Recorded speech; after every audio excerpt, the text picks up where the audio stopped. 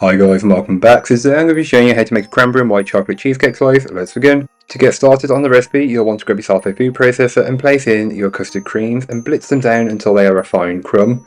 Once you've got them to a fine crumb, you can then go ahead and add in the melted butter. You'll need to use less than usual as these biscuits have a filling. Add that in and then blitz again until it takes on the consistency of wet sand. It should look and take on the consistency of, so that should be what you're looking for. Then transfer that into the base of a lined cake tin which has been lined with some parchment paper, and then just press and compress it down until you have an even and level layer. It may take a little bit of time, but just make sure you get it perfectly right. Here's what it looks like. Chill until needed later on.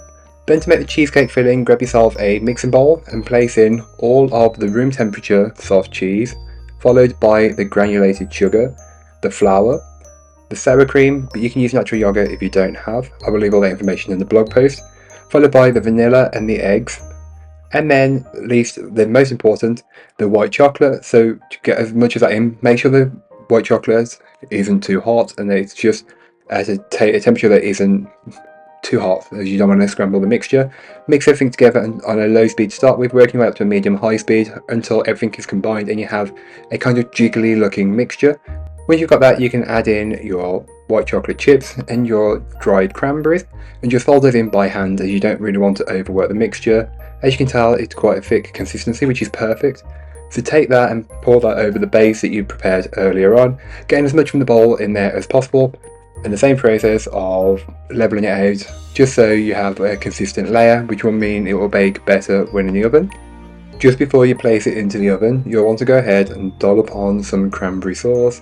I'm using store-bought, but feel free to use homemade if you have it, and just place dollops on top. I've placed 9, then take a butter knife and just swirl it all around until you have a pretty pattern or formation on the top. That's what you're looking for.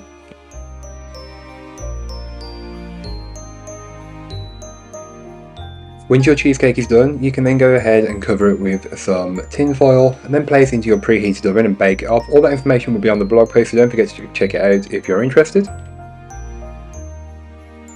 So here is what the cheesecake looks like the following day. So I allowed it to bake and fully cool and placed it into the fridge to make it easier to slice up.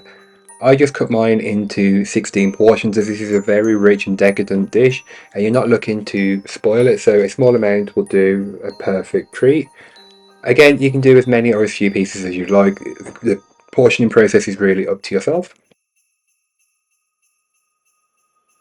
Here is what it looks like on the inside. You've got the cranberries, you can see some white chocolate chips. It just looks great. But that's all today. I hope you enjoyed. If you did, don't forget to like, comment and subscribe for more from me, and I'll be back again very soon with another recipe, so join me then.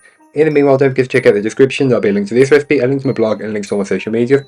But that's all today. I hope you enjoyed. Bye guys.